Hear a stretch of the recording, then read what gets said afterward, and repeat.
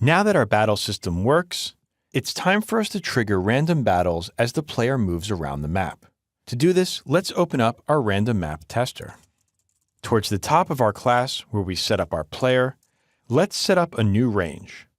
We'll use 0 for the minimum and 0.9f for the max. And we'll create a new public float and call this random battle odds. And we'll set this equal to 0.3f. Now let's scroll down to our tile action callback method. Right now we're displaying a message based on what tile our player enters. Let's go ahead and comment that out by selecting it and hitting Command on a Mac or Control on PC and /.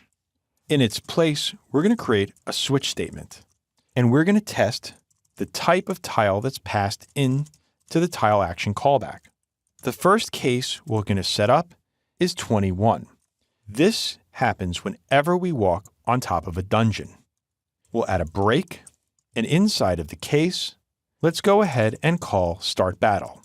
So now whenever we walk within a dungeon, we'll immediately start a battle. Next, we're going to set up a default case. Here, we'll add break at the end, and inside of the default, we're going to create a new variable called chance, and we're going to set it equal to random.range, 0 for the minimum, and 1f for the max. Then we're going to test to see if chance is less than our random battle odds. If it is, we're going to start a battle. Now let's save our game and test this out. At this point, we should be able to play the game and now walk around the map. As you can see, I've immediately gone into a battle. Let's keep testing though. I'm going to exit out of this battle and try to walk around until I find a dungeon. If you don't find one right away, simply regenerate the island and create a new player. It looks like we have a problem. One of the things that just happened is that now we've spawned at our castle and we've immediately started a battle. This is something that we're going to want to fix. Let's stop this and go back to our switch statement. Let's go ahead and add a new case for 19, which is our town, and another case for 20, which is our castle. For now, we'll just leave these empty. Let's go back and test again and see if we can get close to a dungeon. As you can see, I now have a map where I'm close to a dungeon. Let's walk over to it, and as soon as we go into the dungeon, we'll now go right into combat. The one thing that we want to fix though is after we defeat an enemy in a dungeon, let's go ahead and change the tile to a new icon.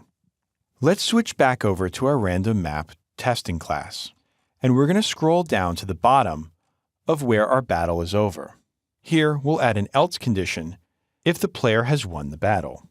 Let's create a new variable, and we're going to call this tile ID, and here we'll set it to the player.getComponent. We're going to look for the map movement controller and look for the current tile. Next, we're going to create a new variable called tile, and we're going to set this equal to the map tiles array, and we'll pass in the tile ID as the index. Now we can test to see if the tile's auto tile ID equals 21. If it does, we're going to change the tile's auto tile ID to equal 22. And then we're going to recall the decorate tile method, passing in the tile ID so that the artwork updates for the tile. The last thing we need to do now is go back into our game, and on our game window, let's scroll up to where we set our island texture. We're going to change this to a new texture. We should now have a 4-sided island texture v2.